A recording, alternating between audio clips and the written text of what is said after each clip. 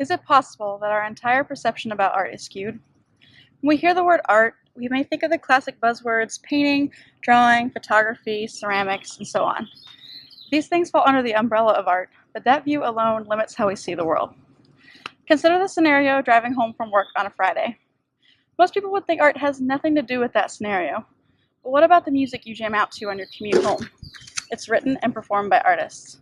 The McDonald's cup you balance between your leg and the door is covered in text and logos. The iconic golden arches that plaster the company's brand all over the world was created by artists. The car you're driving was engineered by team after team of creative people. It's art too. The world without art would be a terrible place to be, especially in my case. The arts have been an essential foundation in my life. Growing up, I took every art and music class that my school had to offer.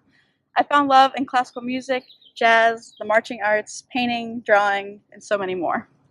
These classes were the highlight on my mundane 6-hour days, and oftentimes I would go home to explore them just for fun at home. I fell in love with playing jazz in high school. I learned an entirely new instrument to be a part of the jazz band, and it was the best decision I could have made. 300 people in an auditorium on a Monday night during my senior year, we played my most memorable performance. You're Still a Young Man is that kind of jazz piece that just makes you feel good and alive. Like a power ballad of the 80s, it's timeless. The song is 3 minutes, and I had 3 solos, and it was the most amazing feeling to perform. The solos were improvised, no music to cling my eyes to or to try to play exactly right. I listened to the band playing around me and the beautiful song that kept building, and I played with my heart. Jazz is special because it takes the classical rules and ideas of music and twists and turns them into something special, fun, and unique. And when we blared that last juicy chord of the piece, it felt like I was floating on top of my small world because we had created something special together. That kind of creative joy is powerful enough to last a lifetime. My first art class in high school, we got to experience a lot of diverse mediums for projects, and there was one in particular that I was dreading: painting. Growing up, drawing had always been my form of expression, and painting was never something that had appealed to me. Even before picking up a paintbrush, I had already put myself into a box that drawing was the only thing that I could find interest in.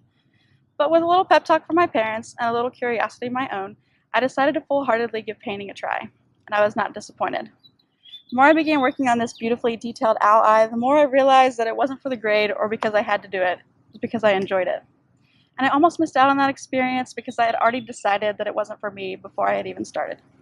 And having this new form of expression was an amazing feeling, and I craved that excitement of finding new things to create and explore. It's these kind of experiences that drive who I am today, as a person and as an artist. The arts have helped me see the world differently. I not only hear music now, I can break it down and hear all of its nuances, sections, and instrumentations. Art is no longer just elaborate drawings and paintings hanging on a wall in a museum. Rather, it is the small, beautiful moments in everyday objects in my life that catch my eye.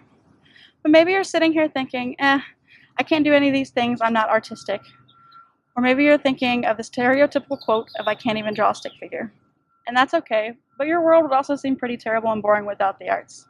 Let's go back to your drive home from work again and think of all of the average everyday items and how they actually are art. The music you listen to, the car you drive, the food you eat, the clothes you wear, it's all art. Your view is a little wider now, right? When we get into our car at the end of the day, I would assume most of us don't associate it with being a piece of art. But as we just talked about, art is so much more than what it seems. It's our preconceived perceptions of art that limit us from seeing it in all of its intriguing and diverse glory. What if our perception of the arts is skewed because it's our natural human tendency to put things in a box?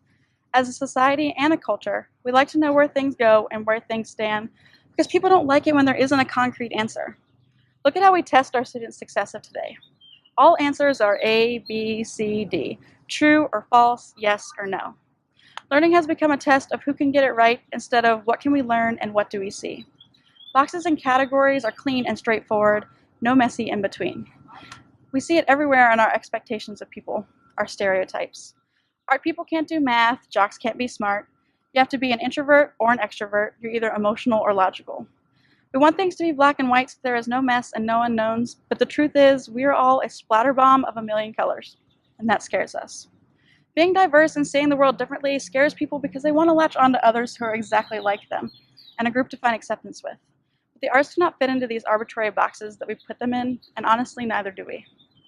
My entire life, I have been an in-betweener, conforming to no one form of art, living as a jack of all trades.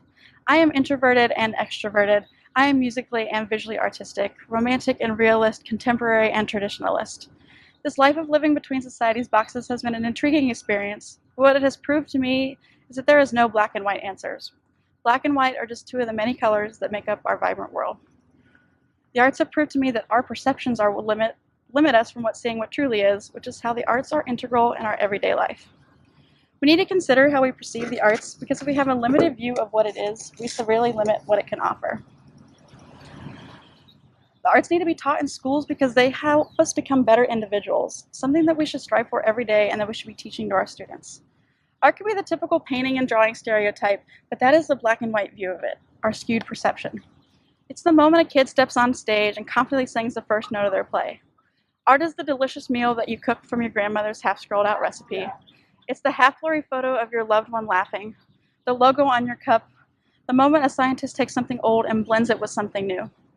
Art is creativity and expression, not just a supply that you can buy in a store. It has the capacity to show us new perspectives, elicit emotion, foster empathy, and build creativity. Stop trying to find the black and white answer and see the whole picture.